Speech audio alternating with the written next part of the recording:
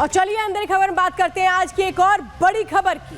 उज्जैन के शैतानों को कड़ी से कड़ी सजा मिले, हर तरफ ये मांग उठ रही है। 12 साल की वो नाबालिग जिसके साथ क्रूरता की हद पार कर दी गई, आज इस मामले में पुलिस की ओर से कई बड़े खुलासे किए गए हैं कि किस तरीके से वो 6 लोगों के संपर्क में आई थी। मुख्य आरोपी को भी गिरफ्तार कर लिया गया है। और चलिए जरा एक और तस्वीर आज मैं दिखाती हूँ। उज्जैन से जुड़ी एक तस्वीर मैं आपको दिखाने जा रही हूँ जो आपको बताएगी कि कैसे रूह कपा देने वाली ये पूरी वारदात थी। देखिए तस्वीरें आप देख रहे हैं ना, ये गिरफ्तार किया गया, फरार होने की कोशिश कर रहा था। ये जो आरोपी है ये पुलिस की गिरफ्त से फरार होने की कोशिश कर रहा था और जिस वक्त पुलिस रिक्रिएट करवाने के लिए इस सीन को गई थी, उस घटना स्थल पर लेकर के गई थी जहां पे सीन को रिक्रिएट करवाया जा रहा था, वहां से भागने की कोशिश की गई। देखिए ये जो ऑटो आप देख रहे हैं इसके नंबर प्लेट के साथ छेड़छाड़ की गई थी। ये MP 135201, ये जो आप नंबर प्लेट देख रहे हैं इसके साथ छेड़छाड़ की गई थी, यानी कैसे आरोपियों ने खुद को बचाने की कोशिश की थी, ये आप देख पा रहे हैं। और अब मैं आपको एक और जानकारी देती हूं कि कैसे ये पूरे का पूरी घटनाक्रम सामने आता है, कैसे उन लोगों के जरिए जो प्रत्यक्षदर्शी थे उनके जरिए आरोपियों तक पुलिस पहुंचती है। ये बताया जा रहा है, एक एक से पूछा गया, सबने बताया बच्ची किसके किसके साथ रही है, क्या कुछ सामने निकल कर आया है। नाबालिग से जो रेप का आरोपी है उसे गिरफ्तार कर लिया गया। मुख्य आरोपी से अब पूछताछ की जा रही है। दुष्कर्म के आरोपी का नाम भरत सोनी बताया जाता है।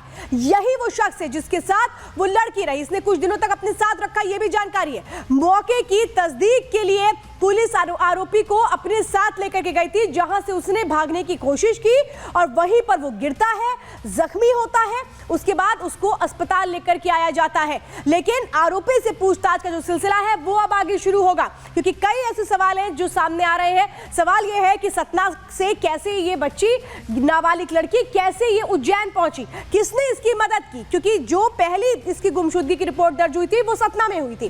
तो यानी 24 तारीख को ये सतना में थी, 25 को ये उज्जैन आती है जहां पर इस तरह की वारदात सामने आती है। और यही वो सवाल है। और क्या कुछ कहना है इस पूरे मामले में उज्जैन के SP सचिन सिन्हा का, वो भी सुनिए आप। सर जो घटना है इसमें आरोपी तक आप लोग कैसे पहुंचे?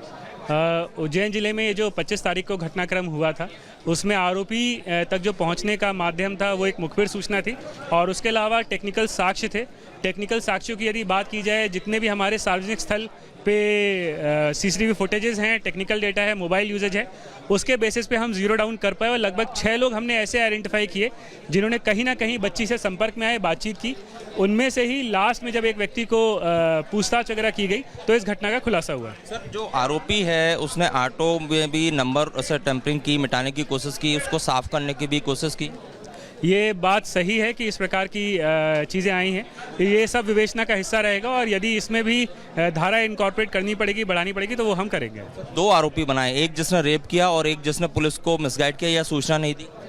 इसमें प्रमुख तौर पर रिस्पॉन्सिबिलिटी कई बार रहती है कि अगर किसी भी व्यक्ति को ये जानकारी प्राप्त होती है कि किसी महिला के साथ कोई गलत काम हुआ है और वो रिपोर्ट नहीं करता है तो IPC में कमेंडेड प्रोविजन है जिसके तहत हम कार्रवाई करेंगे। तो इसमें 2 आरोपी हैं, एक रेप का आरोपी, एक आरोपी अलग है और एक नया प्रकरण दर्ज किया जाएगा। सर और इसमें जो आरोपी है वो अभी इंजर्ड है, कई तरह की अफवाहें चल रही हैं, आपके अफसर दावा कर रहे हैं कि वो भागने की कोशिश कर रहा था पुलिस कस्टडी से। ये प्रकरण थोड़ा सा अलग इसलिए था कि इसमें फरियादिया के द्वारा घटनास्थल का जो निर्माण होता है वो नहीं कराया गया था। जब वापस से आरोपी को रिकंस्ट्रक्शन के लिए ले जाया गया तब उसने भागने का धक्का देने का प्रयास किया जिसमें 2 पुलिस अधिकारी हमारे घायल हैं जिनको मेडिकल जो ट्रीटमेंट है वो दिया जा रहा है। इसमें ये भी जो एक्यूज है वो घायल हुआ है। तो उज्जैन के SP सचिन शर्मा को इस वक्त आप सुन रहे थे जो बता रहे थे कि कैसे भागने की कोशिश भी की है। सत्य विजय लगातार हमारे साथ जुड़े हुए। सत्य विजय, मुझे एक बात बताइए, पहले तो एक ऑटो को आरोपी बताया जा रहा था लेकिन ये बताया जा रहा है कि उसका एक साथी भी था, उसको भी आरोपी इस मामले में बनाया गया है। कैसे पुलिस इस मामले में एक्शन ले रही है और कैसे मुख्यमंत्री इस वक्त सख्त है, क्योंकि वो कह रहे हैं कि झंझोर देने वाली ये पूरी घटना है। जी हाँ बिल्कुल, देखिए उज्जैन में नाबालिग से रेप कांड में मुख्य आरोपी को पुलिस ने गिरफ्तार कर लिया है और आरोपी को जब मौके पर ले जाने की कोशिश की जहां पर की घटना हुआ वहां से आरोपी ने पुलिस कस्टडी से भागने की भी कोशिश की जिस दौरान वो घायल हुआ और उसके जब पुलिस से झूमाझटकी में आरोपी तो घायल हुआ ही, 2 पुलिसकर्मी भी घायल हुए हैं। फिलहाल अगर पूरे अपडेट की बात करें तो देखिए जो लड़की है, जो पीड़िता है, वो 6 लोगों के संपर्क में आई थी जिसमें 4 ऑटो वाले थे और 2 आम नागरिक थे।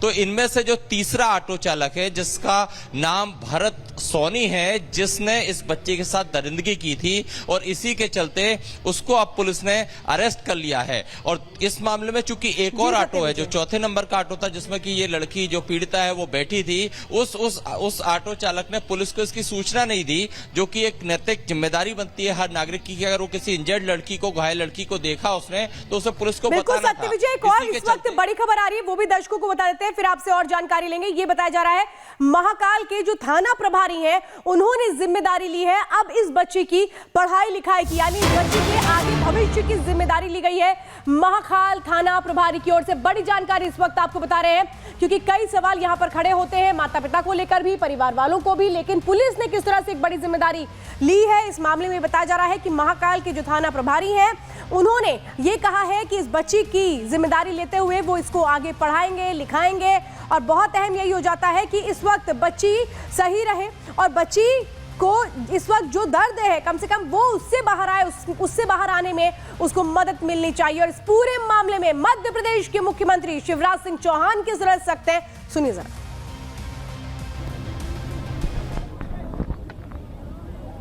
पकड़ने में वो घायल भी हुआ है, उसको कठोरतम दंड दिया जाएगा। हम कसर नहीं छोड़ेंगे अपराधी को कड़ी सजा दिलाने में। मैं लगातार हर घंटे स्थिति पता कर रहा था। इस तरह के अपराधी समाज में रहने के लायक नहीं है, काबिल नहीं है। उसने मध्य प्रदेश की आत्मा को घायल किया।